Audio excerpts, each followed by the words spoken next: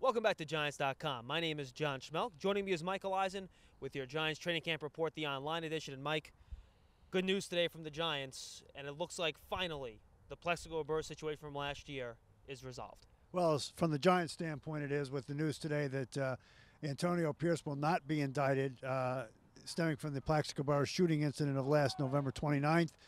Pierce, as you know, spoke to the grand jury for 2 days in Manhattan last week. They voted not to indict him, which the Giants, as John Mara said in a statement last week, they believed he should not be indicted, had no criminal intent.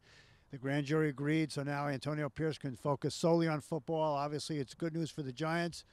Plaxico Burress obviously is no longer here, and as far as that incident is concerned, it's done for the Giants. And now no off-the-field problems, no rookies holding out, no veterans holding out. Everybody's here. It's all about football now. It is, and the Giants are holding their first 2 practices today. Everyone's happy to be out on the field. No one more, of course, than Tom Coughlin. There was a spirited first practice, and we've got this last lingering distraction gone, and it's all football, as you said, John. And the players arrived yesterday, of course. They came with all their cars and all that stuff. All fun every year to see the players all come in. Brandon Jagos had a chance to talk to him, and he talked about how coming up at training camp, being by yourselves in Albany, can really help a football team.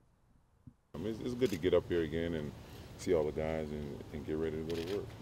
And that's something the Giants wide receivers are going to be doing, getting their act together, trying to replace, obviously, the 2 veterans that are out, Plaxico Burress and Amani Toomer. They have a lot of guys here, Mike, that are going to compete for a lot of positions. The starting jobs, yeah, Hickson and Smith, they have the most experience, but let's be honest. If a couple guys really show a lot in camp, or maybe there's an injury, anything can happen to wide receiver. I think it's wide open, and Tom Coughlin really alluded to that yesterday. He didn't commit to anything, and he did make a comment that there's been a lot of scrutiny about the wide receivers in the offseason.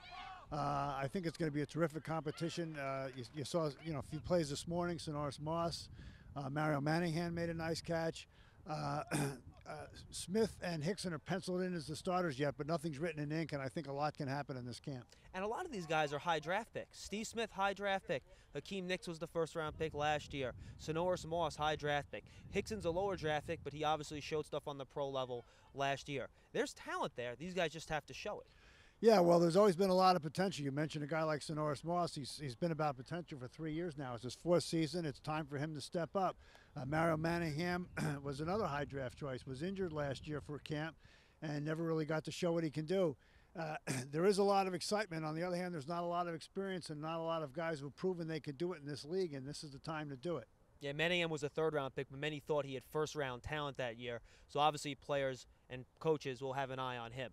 Now, Eli Manning spoke the first day we were here. He talked about a wide receiver by committee approach. Well, Sonoris Moss spoke today. Coach Coughlin talked about it a little bit. And they really think that there's going to be more defined roles at wide receiver. Sonoris Moss spoke today, and he's looking forward to the competition to see who's going to be not only the number 1 and 2 wide receivers, but the slot guy coming off the bench as well. It's going to have to settle at that, somebody being number 1, somebody being number 2. But, that's what we're working towards now. It's training camp. It's time to roll.